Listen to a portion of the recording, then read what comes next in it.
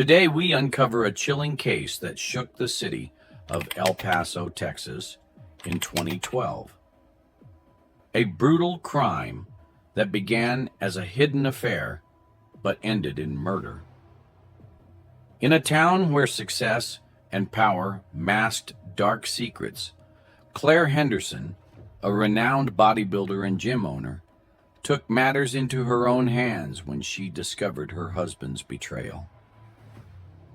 This is the story of a woman scorned, a husband trapped in his own guilt, and a crime that left the town of El Paso reeling. Emily Rodriguez grew up in a small, modest home on the outskirts of El Paso. Born on April 12, 1986, she was the youngest of 3 siblings. Her father, a hard-working mechanic, and her mother, a part-time nurse, struggled to provide for the family. Emily, always a dreamer, wanted more for herself. She often told her parents about her hopes of becoming a nurse, wanting to follow in her mother's footsteps and help people. Her family encouraged her, reminding her to focus on her studies and stay away from trouble. Throughout her teenage years, Emily worked part-time jobs, trying to save money for nursing school. By 2010, she had managed to enroll in a local community college, balancing classes with her job as a receptionist at a medical clinic. Although her family wasn't wealthy, Emily's warmth and determination earned her the respect of everyone around her. She was known for her kindness, always helping out her neighbors or spending time with her niece and nephews. Conversations with her mother often centered around her aspirations of one day moving to a larger city, working in a hospital, and starting a family of her own. Emily's future seemed bright, but life in El Paso wasn't easy. By 2011, her responsibilities had grown, and she often felt weighed down by the pressure to succeed. She dreamed of something more, a better life, a career, and a family she could provide for. But beneath her gentle exterior, Emily was vulnerable. It was that vulnerability that would eventually pull her into a tragic affair with Daniel Henderson, unaware that her dreams were about to be shattered forever. On March 4th, 2012, Emily walked into Iron Haven Gym, the most prestigious fitness center in town, never to be seen alive again. Days later, her body was discovered in a shallow grave, and the investigation that followed would reveal a web of lies, jealousy, and the deadly consequences of betrayal. The story takes a dark turn with the discovery of Emily Rodriguez's body on the morning of March 6, 2012. The police were called to an abandoned industrial complex just outside El Paso, where a construction worker had stumbled upon a shallow grave. Emily's body was buried hastily, her clothes torn, and bruises covering her once gentle features. The discovery sent fear through the town, but even more unsettling was the question on everyone's mind. Who could have done this to such an innocent woman? Detectives quickly launched an investigation, piecing together the events that led to this tragedy. The first significant lead came from surveillance footage at Iron Haven, the gym owned by Claire Henderson. The footage showed Emily walking into the gym on the night of March 4th, but never leaving. This immediately drew suspicion to Claire, the local bodybuilder who had built an empire out of fitness training. Claire was well known in the community, not only for her gym, but for her brash, dominant personality.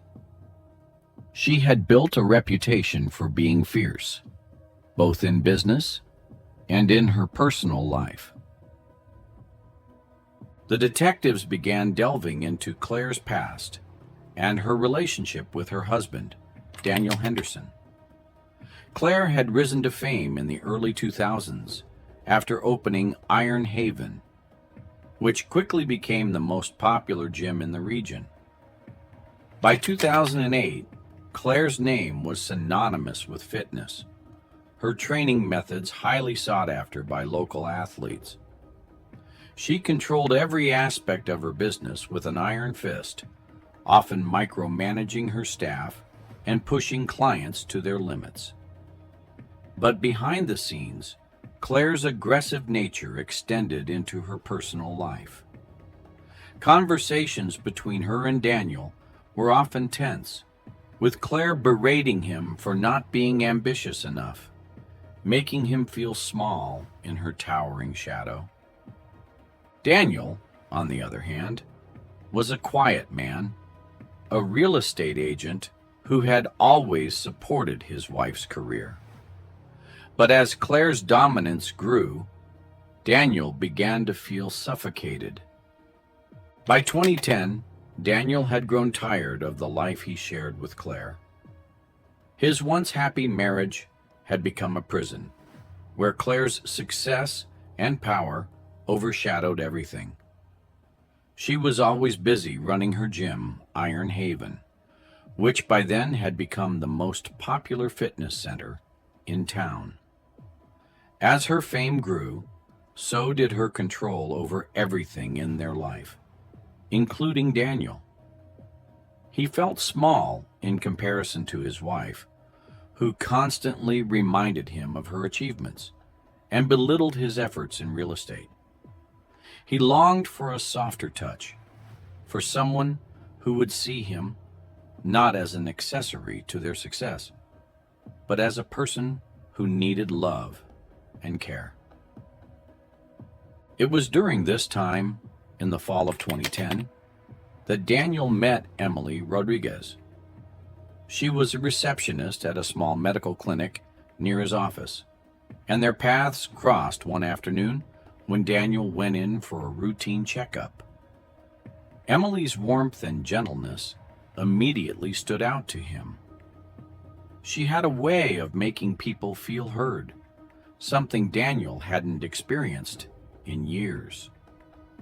What began as casual conversations during his visits to the clinic soon turned into longer, more personal exchanges. Emily, with her soft voice and kind smile, was everything Daniel had been missing. Their relationship developed slowly. At first, they simply talked about their lives. Emily often mentioned her family, her dreams of becoming a nurse, and the struggles she faced trying to balance work and school. Daniel found comfort in these conversations, opening up to her about the struggles in his marriage. Emily listened without judgment, understanding the pain he felt. For Daniel, these moments with Emily became an escape from the tension he faced at home. By early 2011, their meetings had become regular, with Daniel finding excuses to visit the clinic just to see her. As the months passed, the bond between them deepened. By mid-2011, Daniel realized that his feelings for Emily had gone beyond simple friendship. He found himself thinking about her constantly, wondering what life could be like if he wasn't trapped in his marriage with Claire. Emily, too, began to develop feelings for Daniel. She knew about his complicated relationship with Claire, but the connection she shared with him made her believe that perhaps one day he would leave his wife for her. They began meeting outside of the clinic, their time together becoming more intimate. By the end of 2011, Daniel was deeply in love with Emily. They spent hours talking about their future, dreaming of running away together and starting a new life far from the chaos of El Paso. These conversations, though filled with hope, were also tinged with uncertainty. Daniel hadn't yet made the decision to leave Claire, but the emotional distance between them was growing more apparent each day. His absences from home became harder to explain, and Emily found herself waiting for the moment when he would finally break free. Meanwhile, Claire, always focused on expanding her business, hadn't initially noticed the shift in Daniel's behavior. She was consumed with managing Iron Haven, pushing her clients to their limits, and ensuring her dominance in the fitness industry. But as 2012 began, something in Daniel's demeanor changed. He was more distant, less engaged in their already strained relationship. Claire, who had always believed her control over Daniel was unshakable, began to sense that something was wrong. In February 2012, Claire's suspicions were confirmed. Through her connections in the gym community, she started hearing rumors, whispers about Daniel spending time with another woman. At first, she dismissed them, confident that her hold over Daniel was too strong for him to stray. But the rumors persisted, and Claire's curiosity turned into paranoia. She began asking questions, subtly probing into Daniel's activities when he wasn't home. It wasn't long before she discovered the truth. One of her clients, who worked near Emily's clinic, mentioned seeing Daniel there more often than seemed necessary. Claire's mind began racing, connecting the dots between Daniel's recent behavior and the time he had been spending away from home. She dug deeper, calling in favors from people she trusted to confirm what she had feared. Daniel was having an affair with Emily Rodriguez. The revelation hit Claire hard, but instead of confronting Daniel immediately, she kept the information to herself. Her rage simmered beneath the surface, her mind racing with thoughts of betrayal. Claire was not the type to lose control of anything in her life, and she wasn't about to let another woman take her husband without a fight. But her response wouldn't be swift. It would be calculated. She planned her next move carefully, waiting for the right moment to confront Emily and put an end to the affair in her own way. This was the turning point, the moment when Claire's jealousy and need for control would set off a chain of events that would end in tragedy. On the night of March 4th, 2012, Claire Henderson's plan was set into motion. It had taken weeks for her to fully craft the perfect scenario. She knew she couldn't confront Daniel just yet.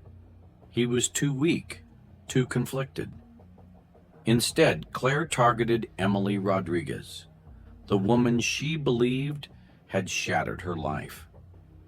Claire masked her rage behind a calm demeanor, inviting Emily to Iron Haven for a private consultation. She framed it as an opportunity to help Emily with her fitness goals, something she knew the young woman would jump at. Emily, unaware of Claire's discovery of the affair, accepted the offer, trusting the invitation was genuine.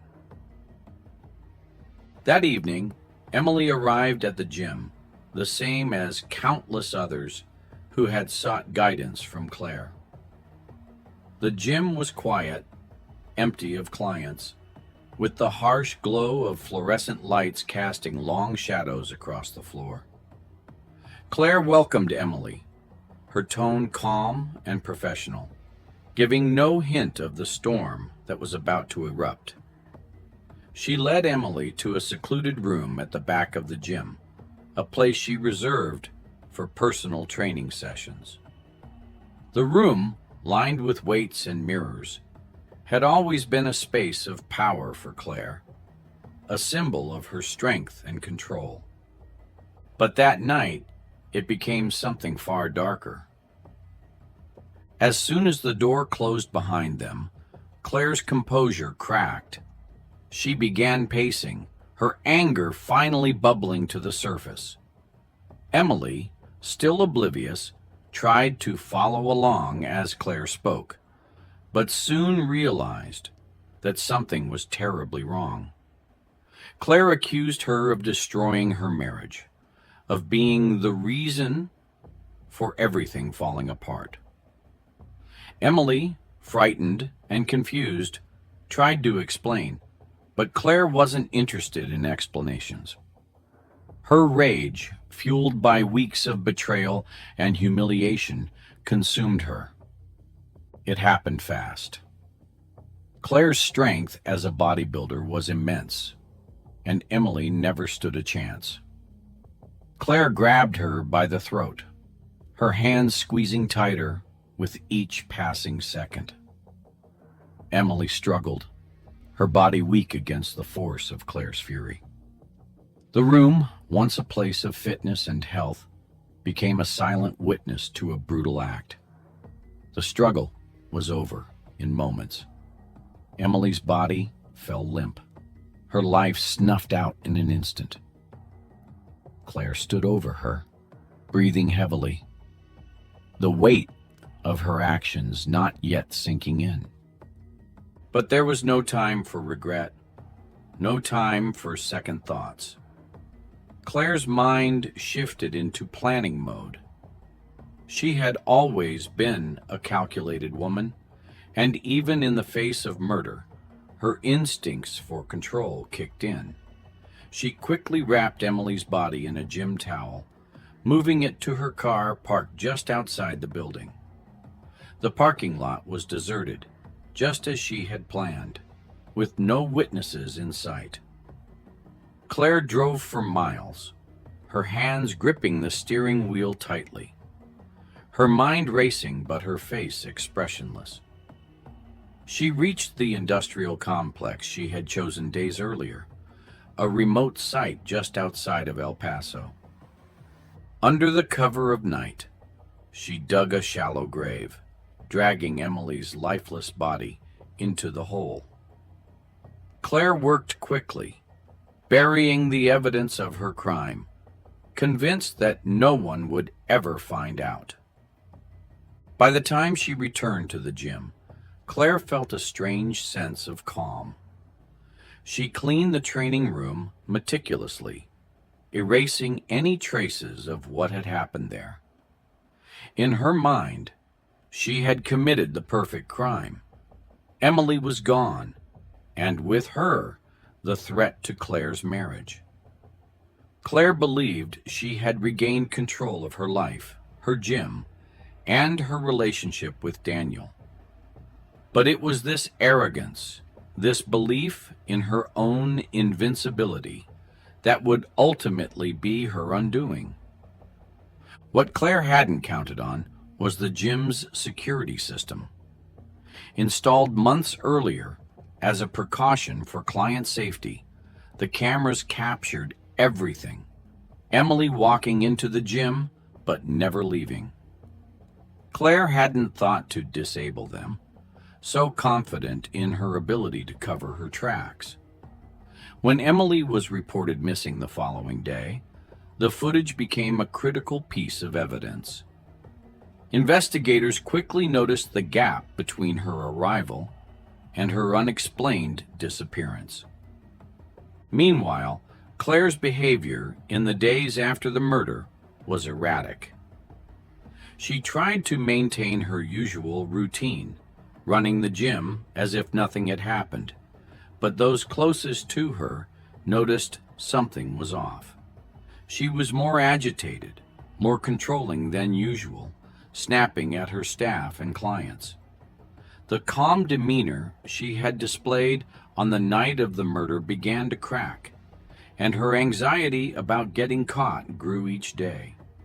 She hadn't planned for the emotional toll that would follow taking a life. When Daniel was brought in for questioning, everything began to unravel. The police, already suspicious of Claire due to the gym footage, pressed Daniel for answers. It didn't take long for him to break.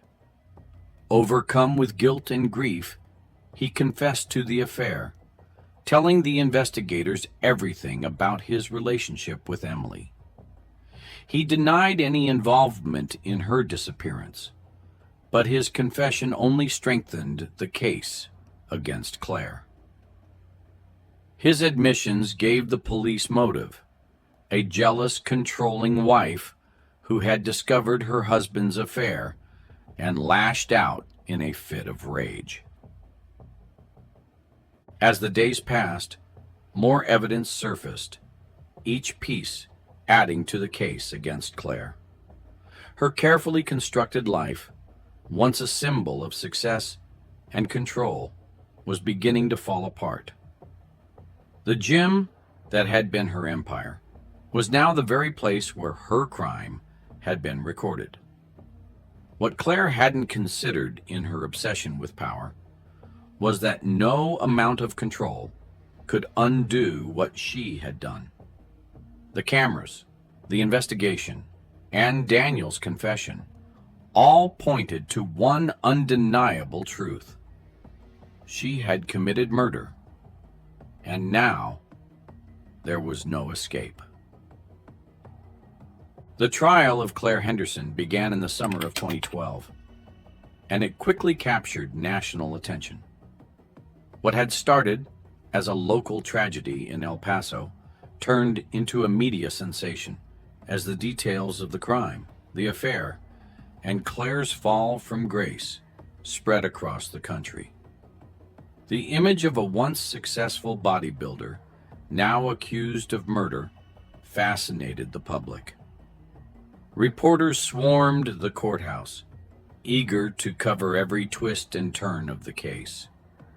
For weeks, Claire's face was plastered across headlines, her name synonymous with betrayal and violence. Inside the courtroom, the atmosphere was tense. Claire sat at the defense table, her once muscular frame now gaunt and drained. Gone was the confident, commanding woman who had ruled over Iron Haven. In her place was someone broken by the weight of her actions.